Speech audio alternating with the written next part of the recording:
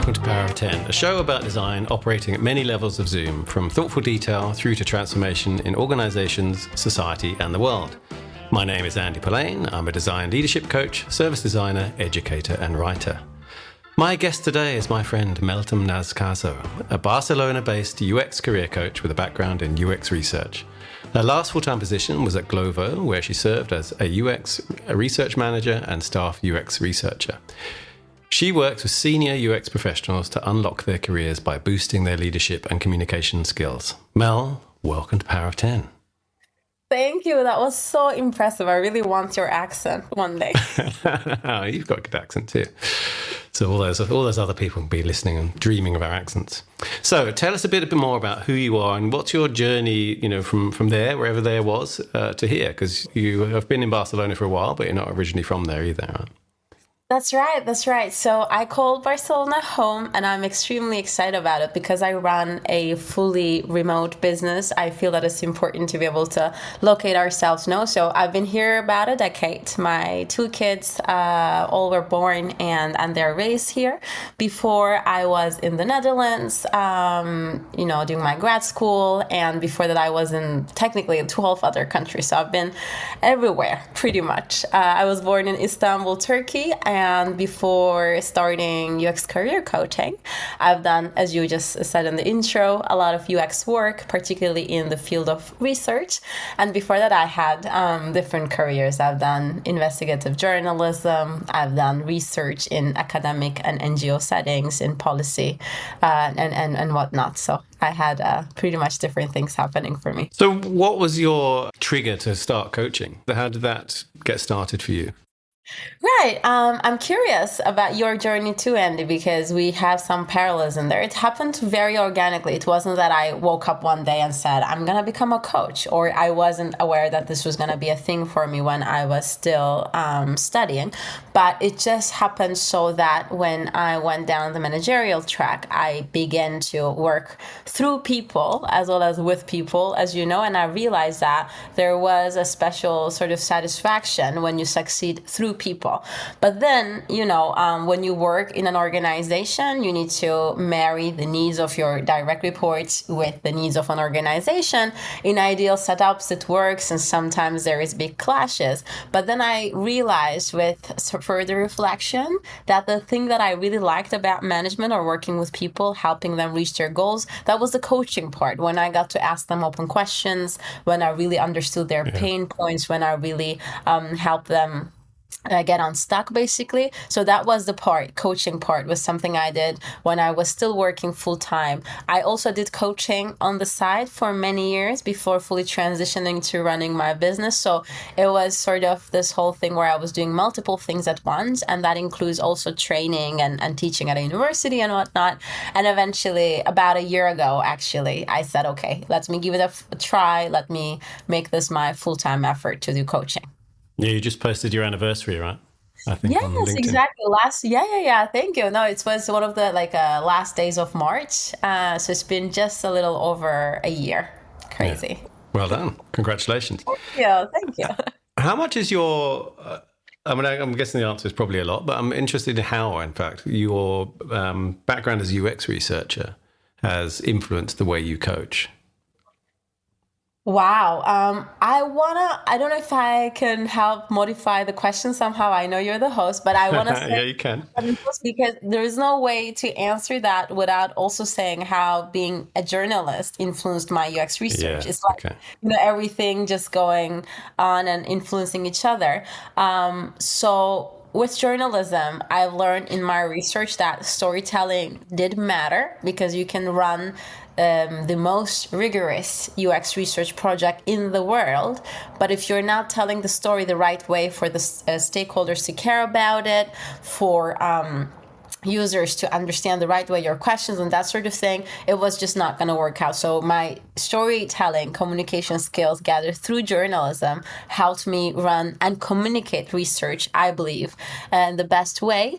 And speed also influenced from journalism. One thing I had learned that, you needed to balance rigor with speed. I like to think of it as quality at velocity. You cannot come up with a best story, whether it's a research report or when you're publishing for a newspaper in 10 weeks, right? Like maybe it's going to be a lot better than what you'll deliver in a day, but we don't have that much time. It has to be new to be news, right? So I, apply that for my research as well. I don't like to call it quick and dirty because it has the rigor. It's just that it's not the most rigorous like academic research. So fast forward, all those things influenced my coaching too, because I like to be present for my coachees. I believe that if they need me, part of it is emotional, part of it is for the work, for their deadlines. I cannot just come back in 3 weeks and say, I have the best response to what you're asking, because the need was then, not now. So speed is a big part of it. Communication is a big part of it. So I guess those two things are quite relevant for me. I'm interested that you didn't say about asking questions, actually, because both in journalism and the research, how you frame the questions makes obviously a huge difference, right? Very true, very true. And that's absolutely right. My thinking of that was that goes under communication. How can you communicate without asking questions? Someone implicitly or explicitly should be asking questions, reframing, setting the context. It's absolutely, it's an obvious one, an important one, but I do believe that asking questions isn't always enough. Like I went back to this best research example. No, you can ask those questions, but the way you deliver the results, the one that people consume, if that doesn't work out, if it's a boring one, unappealing one, irrelevant one, doesn't create the impact, it still doesn't work. So I take it under the communication umbrella. I mean, I often think that the getting the question right is the hardest bit. There's a book called Designing Design by Kenya Hara, and he's, I don't know if he still is, he's the creative director of Muji, or he was. Okay. And he talks about this, and it's called Designing Design because his whole thing was he has a few different examples of coming up with trying to sort of find the right question for a design brief or a design project or whatever. It was the hard bit. And once you get it really well, so there was a project where they got different architects to redesign pasta forms, and each architect took their sort of classic forms and sort of translated them to the pasta. All right. It turned out interesting. Well, it turned out that the classic shape of like penne and stuff that had been developed by Italians over the years was still the best one for kind of carrying the sauce. But he had this kind of whole thing in the book. You just keep seeing, once you get an interesting question, everything else sort of flows much more easily from it. And I kind of think that's sometimes true of coaching, of people come in and they're like, I want this, and this, or I'm having this problem with that. And there's often that moment of like, but is that really the question here? So I'm interested for you. You have, you focus on UXs, and UX has been through a particularly difficult period. I mean, lots of us have in the last sort of couple of years or so. What have you been seeing coming up in your coaching and the kinds of issues that people have been dealing with? Are there any patterns there? Yeah, there is. And thank you for that questioning example too. I'll go ahead and say something a little provocative, and hopefully that's going to make a more interesting podcast episode for us.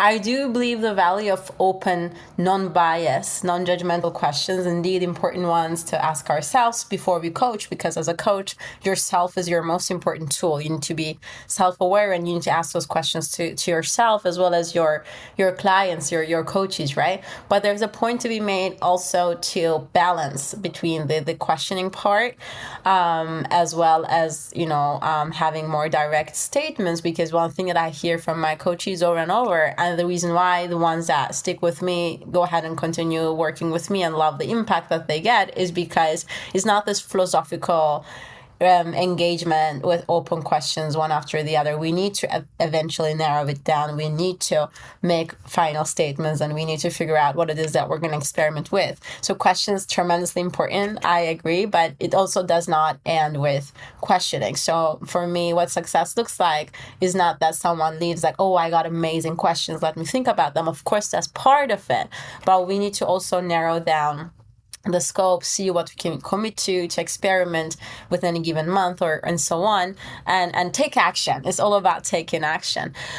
So that's one part of it. And what you're saying about what UXers are going through, that's absolutely right. And that's why, actually, to be so transparent, I took a bet and left my full-time job and wanted to be a UX career coach, because one thing we've all learned, and I'm curious what you think, is that no matter how you get a promotion, you're an overperformer, you're very loyal to your organization, you might be laid off from one day to the next due to reorgs, due to whatever that might be taking place in your department or in your organization at large.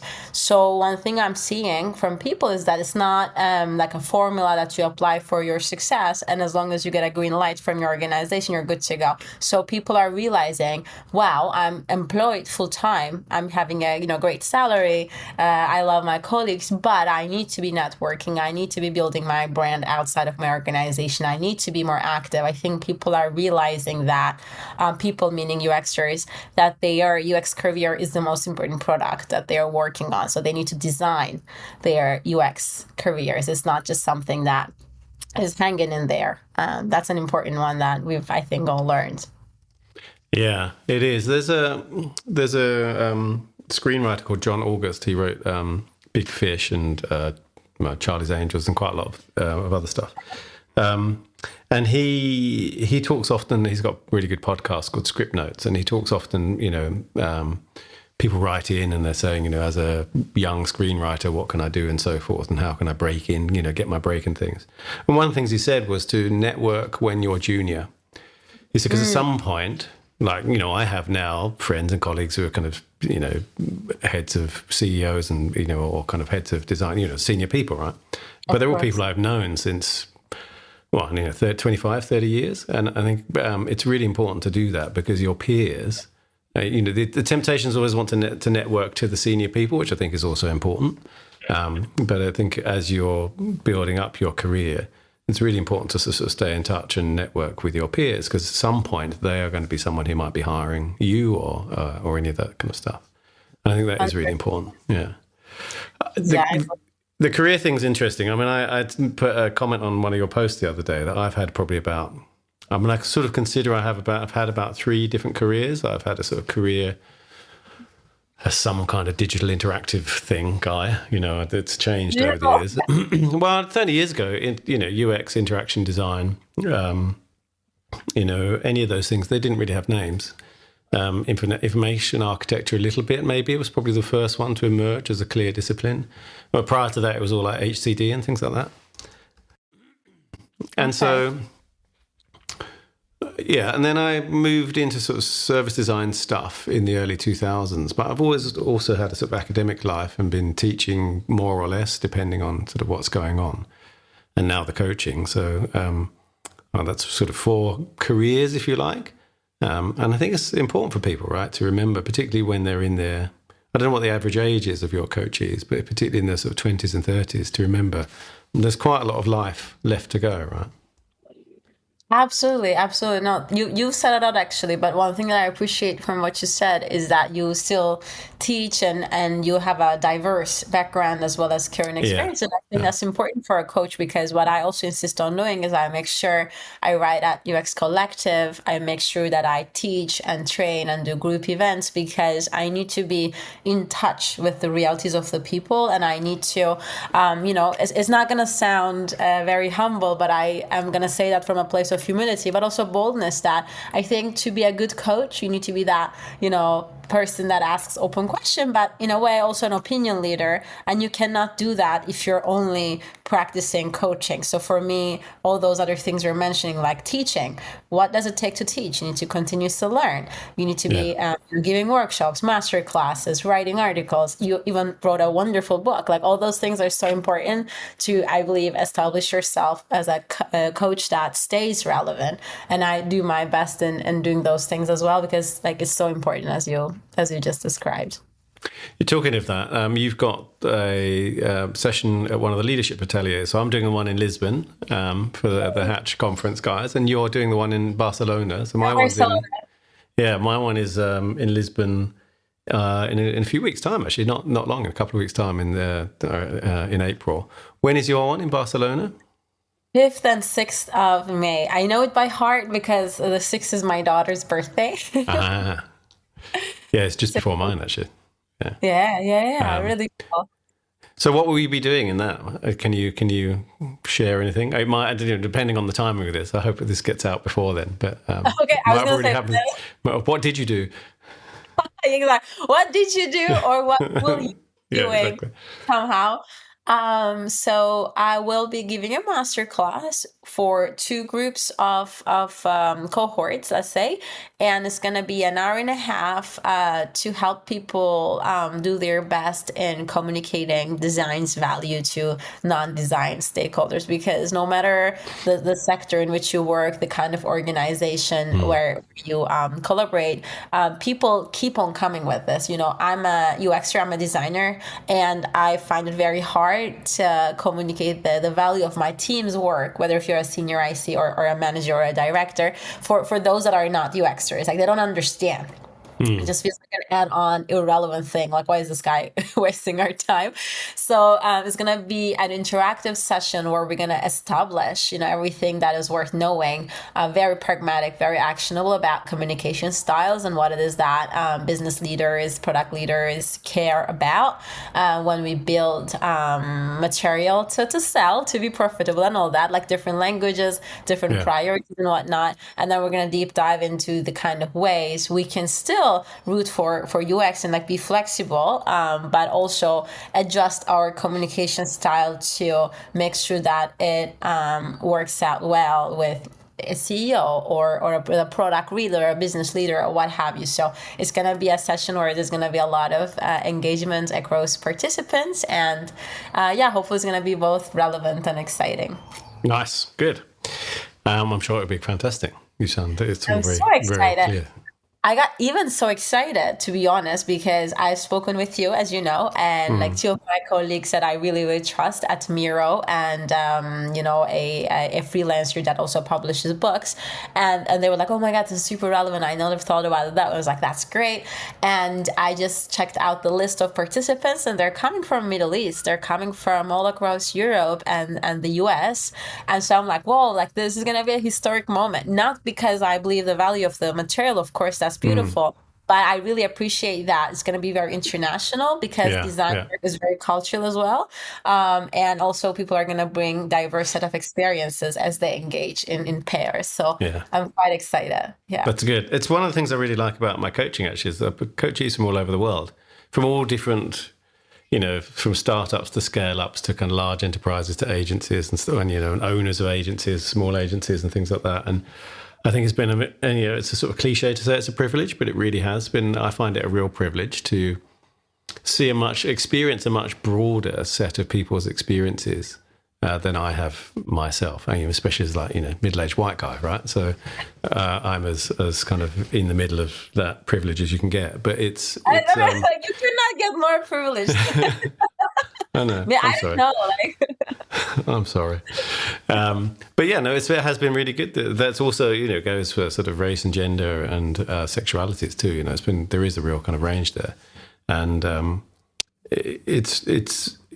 because the sort of coaching's so intimate, I don't know if you find this, I feel like I sort of get in someone's life and I really, and I feel... It's really intimate. Yeah. And I feel, I feel kind of...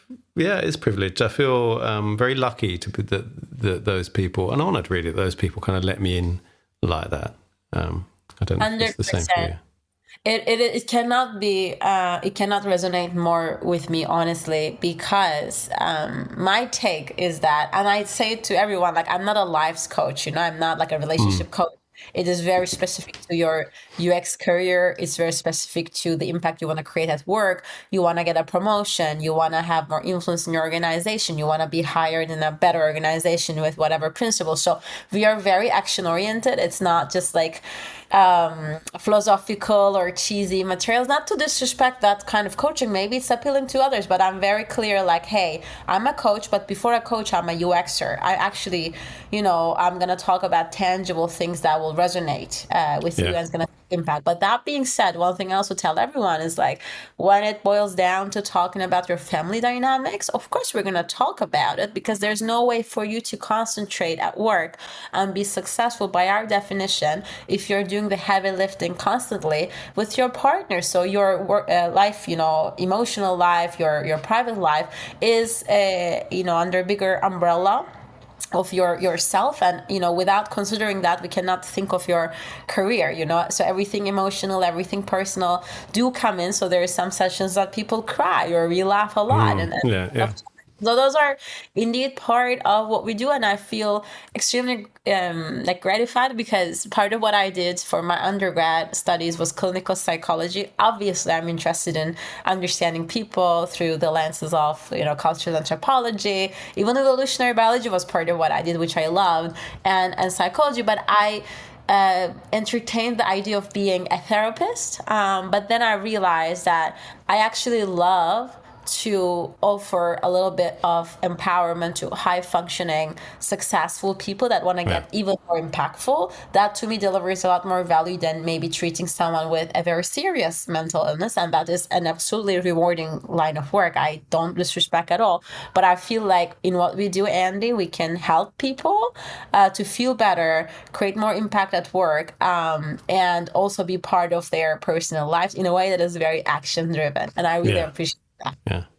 No, I mean, similar thing for me, right? So I always say I'm kind of opinionated as a coach, because I think, the whole point of coming to someone who's been through the path that you've been through is that's the reason for coming to it, rather than just a sort of general career or life coach that's just going to say, what would having that do for you? And, those open questions are useful sometimes, but I usually switch. I'm usually sort of saying, okay, here's my opinion now, but you take it or leave it. I don't want to sort of set myself up as a guru, but I kind of think what's the point of coming to me if I don't give that?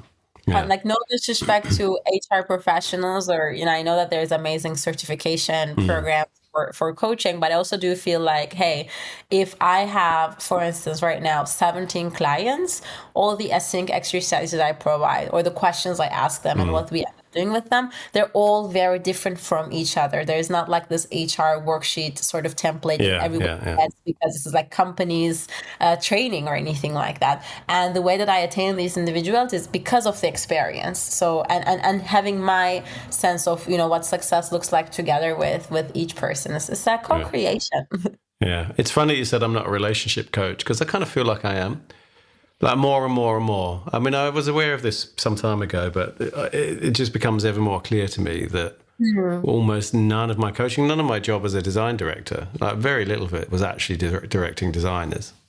And, of course. In any creative sense. I just all the time, and so much of the coaching is, I'm having this really difficult problem with this stakeholder or with someone else or this colleague, and that's the stuff that really fills people's heads, really kind of sets them off on a kind of spin, and quite often people will prefer to leave a job than have a difficult or conflict conversation with a colleague. Absolutely. It's amazing. With your boss, especially, or with their coach. But I will add one more thing. I don't disagree with you. Anything around like emotional awareness, relationship management, those are key, because I always tell it to people, hard skills are amazing. You can either learn them, claim to have them. I don't necessarily think your hard skills alone will make a major difference, especially in the era of AI. So the relationship management will. However, I think there is a difference between someone that calls themselves a life coach, that sort of relationship term that applies so broadly and abstractly without any context. So I really appreciate that we can offer, how to build influence, how to gain more power in a way that you can be more impactful in your organizations, how to be more smart about your relationship management at work, but within UX, where we understand UX processes, how product teams work, and what it really takes to, empower ICs. If you're a manager, if you're an IC, how to then go ahead and defend the value of your work and that sort of thing. So I think it's the application of that relationship bit within a particular field makes it all very, very relevant, in my opinion. Yeah, but even the storytelling stuff, the things where I keep coming back to the relationship stuff is because I think that I've learned more from books about relationships, listening to podcasts about that stuff, even things like dating for networking, right, and stuff like that. I've learned more about that from that world, from the world of really understanding interpersonal relationships, than I ever have from reading any kind of management books or how to build high-performing teams and all that kind of stuff. Because actually, even something like the storytelling thing, if you've ever had that thing in your personal relationship of like, I've got this need here, there's this thing that bothers me, and every time I talk about it, my partner somehow just doesn't get it, and we seem to be kind of talking at cross purposes, and all of that stuff is exactly the same. Why is this not landing with that person, with that stakeholder? It's exactly the same as, how is it that we can misunderstand each other so much and yet we know each other so well at the same time? And all of those kind of dynamics about where people go when they get stressed. So my thing, I've just talked about it over and over and over, is this idea that the world of work is just really filled with fear and anxiety. Right? Everyone seems to be operating from a position of fear and anxiety. And I remember you said that, yeah. And it sort of explains so much behavior, and it's kind of much more like an empathetic view, really, because once you get the fact that this person isn't being difficult and annoying because that's what they want to be, they're doing it out of a place of fear and anxiety. I think it kind of can really help reframe the way you kind of then approach that person. That's why I think the relationship stuff is so important. I mean, what I do hear you say, and I definitely agree with you, is sometimes we narrow down our focus on the work itself that we're talking about. We're talking about retention, acquisition, user flow, these pain points. But it's important when you collaborate to remember that you're collaborating with a human being that was once, as a child, had their challenges with their parents, and if they have a conflict at work with their, at home with their wife or their kids or whatever, all those things are part of the equation. So building a relationship that extends beyond the superficial challenges that are being faced in any given project, that's key. But I also wouldn't create a duality between reading about relationships and personal stuff versus business MBA books, because I learned also a great deal from those books. And I think for UXers especially, gaining the trust of their stakeholders, of their collaborators, they need to be able to showcase that they understand the language of business. They need to showcase their competencies. So to be able to context switch from one to another will be an important one. So I wouldn't zero in on in one way or another. I think we can gather something more holistic. No, I think you're absolutely right. I guess my view is that the language of business is not really the language of business. That when we say that, what is it that we actually mean? And I think what we mean is the stakeholders we're presenting to care about different things than we care about. And it's not really about kind of business, because business is this like hand-wavy term, right? It doesn't mean anything. But it's what we're really saying is that you're having that kind of stranger in a strange land moment where you're going somewhere and you're presenting to people, you're talking to people who daily speak a different language to you. I would argue that a lot of the language of business is masking, right? For it lacks honesty. A lot of particularly jargon and the kinds of things. You ever listen to like a quarterly earnings call and the CEO just kind of spout like nonsense, and it's we're having it's been a challenging quarter because of kind of market headwinds. It's like what are you saying? We didn't earn as much money as we expected to. But there's a real lack of emotional honesty in the language of business, and I think one of the clashes between design culture in general and sort of business culture is the kind of, I think design generally is closer to being closer to you sort of to that kind of emotional language, and more so maybe emotionally honest around in their interactions, and interested in that area and interested in that language. And when we're doing research into people, we're wanting to understand people's lives and things. And yet there's this kind of distancing, which I blame the fear and anxiety thing, and this idea of being professional, where you kind of move away from that into this kind of language of business. But underneath that armor is all the kind of human stuff. And, CEOs and senior stakeholders, they make decisions not on hard facts and numbers. Well, many of those things are hand wavy anyway. Like a spreadsheet is way more vague. Like a forecast of a bunch is way more vague than a prototype that you put in front of people, right? It's much more hand wavy. Data set, you can take a bunch of different decisions and just them. But I think it's a healthy divergence, let's say, with review in mind, even if we have a lot of points in common, is that if UXers, and this is my view, and if anyone watches this podcast and wants to challenge that or give examples or otherwise, I think it'll be interesting to hear. To be able to gain influence. Yes. I don't think that providing opposing approaches towards our non-UX, non-design stakeholders will help. We need to first mirror them, use the same language to be able to communicate directly and indirectly that I hear you, I understand you, I'm like you, I'm one of you. If you want to even pull them into that space beyond the armors where we can talk in a more human way. Because I think it's one thing where we reject that language. It's another thing where we say, look, we understand that language. We identify why there's a need for it, and we are articulate. We can speak that language, but at the same time, there's more than that, and we can also help you see that. I think so. It's going to be important to, instead of like creating oppositions. I'm not saying that's what you say. No, I agree. I'm saying that it's going to be important that like UXers also begin to see themselves as business people in two ways. First, serving within their organizations, but also the business of running their own business. No, I absolutely agree. I mean, I think certainly the shift kind of to leadership in the kind of conversation, designers tend to talk design to other designers, and one of the shifts as you move into a sort of management and leadership role is you actually have to talk about design less. In the same way that accountants, well, I guess they talk about accountancy, but they will kind of talk about what matters to the business. And that sort of shift of how does the design serve the business rather than how can the business recognize design as being this kind of fantastic thing is really important. Because we're coming up to time. We could talk for ages. I have one final question for all my guests. The podcast is named after the film Powers of 10 by Ray and Charles Eames. And it's all about the relative size of things in the universe. And it's go and watch it. It's really great. So my question is, what one small thing is either overlooked or could be redesigned that would have an outsized impact on the world? The big one, and I'm glad I got to think about it just a little bit. I think it's time that we redefine what we understand from success. That's a small thing because we're not going to change how the business world works, how products are being made, but it's how you reframe success to make it work in your own terms. Today, for many people, it tends to be about your title. It tends to be about where you work, the name of the organization, your income.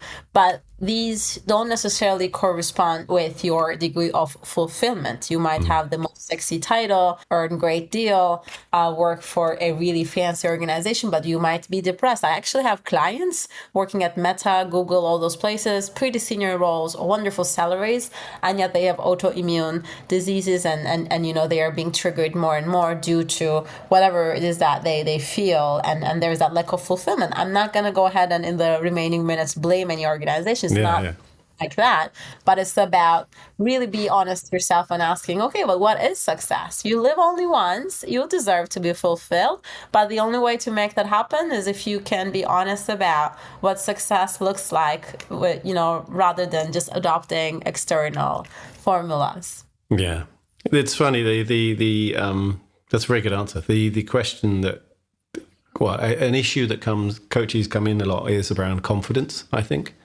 That's probably for you too, right? And I always feel that confidence comes from, the closer you are to being true to yourself, the more you have confidence because you have nothing to be sort of found out about, nothing to be, you're not hiding anything, and it's actually about being comfortable with yourself more than any kind of thing that you somehow exude, or put on. I couldn't agree more. And it just sounds like from the way that you described it, the opposite of confidence is actually like defensiveness, maybe. Like you need to be there just like defending yourself or feel bad about yourself and, those like imposter syndrome. Yeah, or pretending to be someone else, right? Or pretending to be something you're not. Yeah, yeah. Mel, where can people find you online? That's a very fun question. I don't know when you're going to publish this, but Career with Mel is a website that we're building right now. It's not ready yet, but it's going to be ready very soon. But until then, where I'm most active is LinkedIn. So they can search me on LinkedIn. I'm sure you're going to drop the link. Yeah, I will. Okay. And your Substack, would that be going away or... No, it's going to stay. I love to use that space, but of course, let's see what future brings. If people find me on LinkedIn, I have it on my profile, my Substack newsletter link, and I'll make sure to add that to my website as well. It's going to be a simple, easy one with some videos and hopefully fun views from Barcelona. Yeah. And people will find your writing and talks all over the place, actually. So if you Google Mel, then you'll find them there. Whoa, it sounds like you Googled me. I also got some special links from you. No, I have Googled you, of course. Of course, I stalk all of my guests. It's research. It's research, journalistic research. Yes, of course. I Google people all the time, and I've even used ChatGPT. Yeah, ChatGPT. I tried it on myself the other day, and it got it wrong. So Oh, really? That's a surprise. Yeah, got the title of my book wrong. So, and then it told me that I'd written something else, which I hadn't written. Oh no, you had a fight. I do. It's just not very good. I'm a bit of an AI skeptic. So there we go. Mel, it's been an absolute pleasure. Thank you so much for being my guest on Power of 10. Thank you for having me and having this conversation. Thank you. You've been watching and listening to Power of 10. You can find more about the show on Polaine.com, where you can also check out my leadership coaching practice, online courses, as well as sign up for my very irregular newsletter, Doctor's Note. If you have any thoughts, put them in the comments below or get in touch. You'll find me at Polaine on pkm.social, on Mastodon, on LinkedIn or on my website. All the links are in the show notes. Thanks for listening and watching, and I'll see you next time.